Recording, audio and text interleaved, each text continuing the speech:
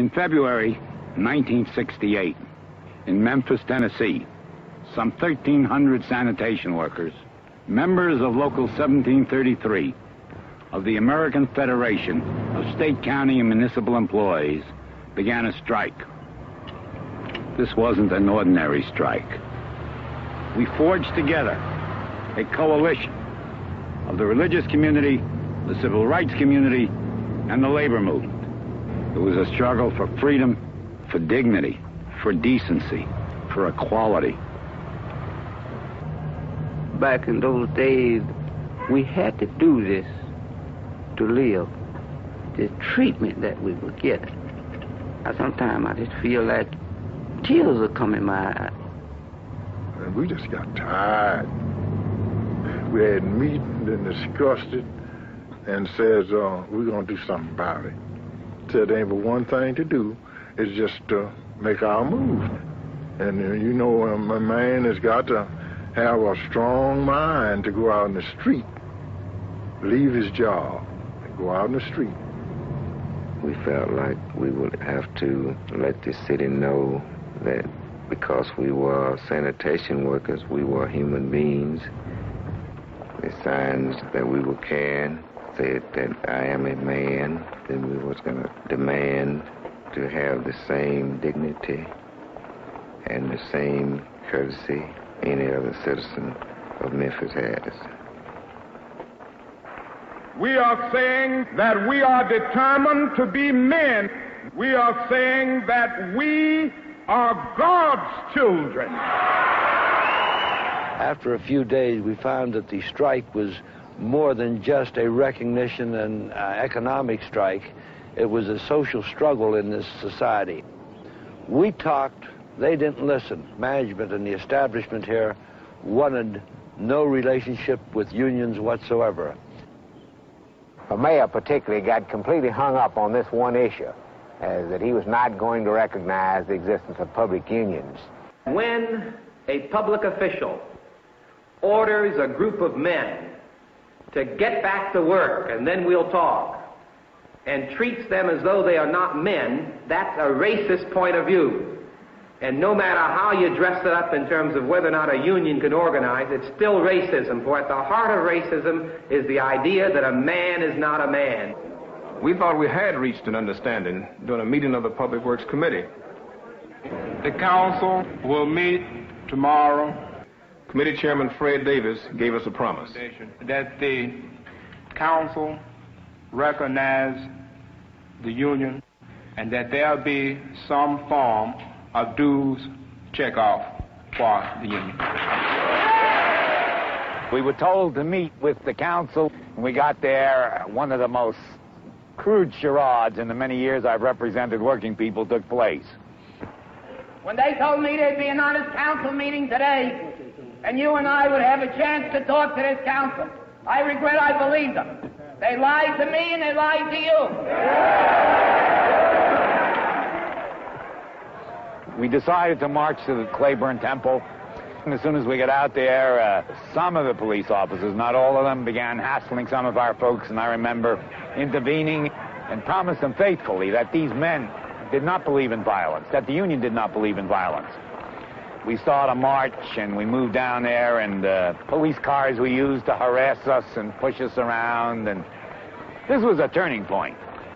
I don't know who it was. Somebody hollered and said, break it up. And they just broke right on us.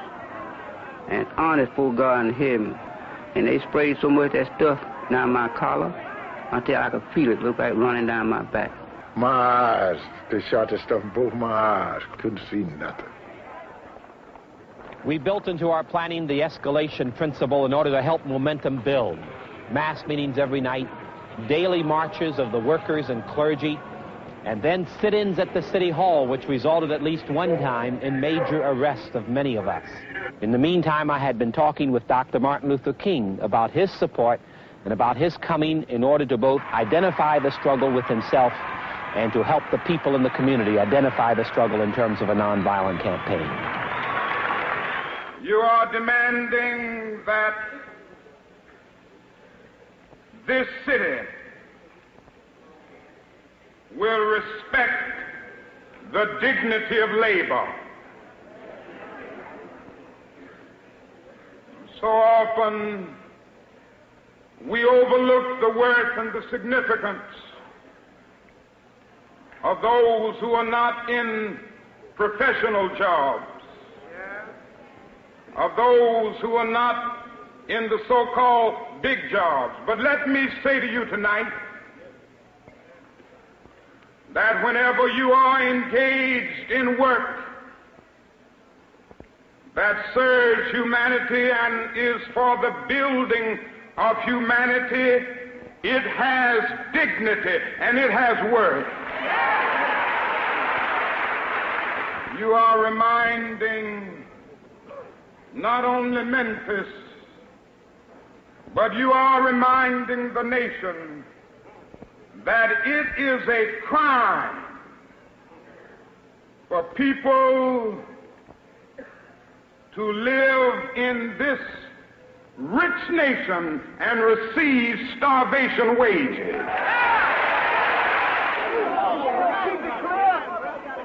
On March 28th, Dr. Martin Luther King led a march here in Memphis in support of the sanitation workers. This was one of the few times when his staff did not organize the march. Some of the young people saw this as an opportunity to demonstrate their frustration and what they considered the slowness with which the community leadership was moving. They began to break out windows and disrupt the march. This gave the policemen an opportunity to move in, to break up the march in an effort to discredit Dr. Martin Luther King and the local leadership.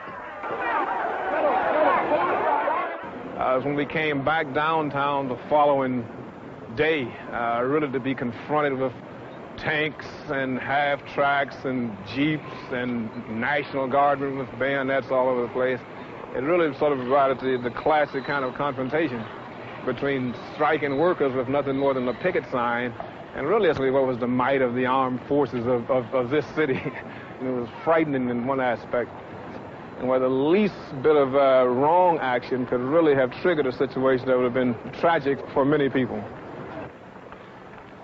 Somewhere I read of the freedom of assembly. Somewhere I read of the freedom of speech. Somewhere I read of the freedom of press. Somewhere I read that the greatness of America is the right to protest for rights.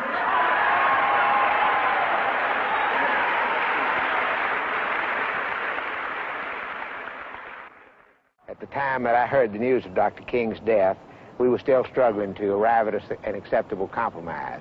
So many times in issues of this type, a little bit more leadership, a little bit more wisdom, a little bit more vision, and a little bit more flexibility would enable you to deal with a problem. And yet, this time we were not, and we had to have the tragedy to bring us to our senses. The City of Memphis recognizes the American Federation of State, County, and Municipal Employees, AFL-CIO, Local 1733, as a designated representative for certain employees in the Division of Public Works. The day that strike was over, that was the best part of my life. All in favor of recommendation, let it be known by saying aye. And I'm telling you the truth, you talking about a bouquet. It was black, white, they tied up on that stage, hugging and crying and hollering. I win a whole lot in this strike because respect, that's the most important thing. They respect you as a man. You've got some difficult days ahead, but it really doesn't matter with me now because I've been to the mountaintop. I just want to do God's will. And He's allowed me to go up to the mountain. And I've looked over, and I've seen the promised land. I may not get there with you, but I want you to know tonight that we as a people will get to the promised land.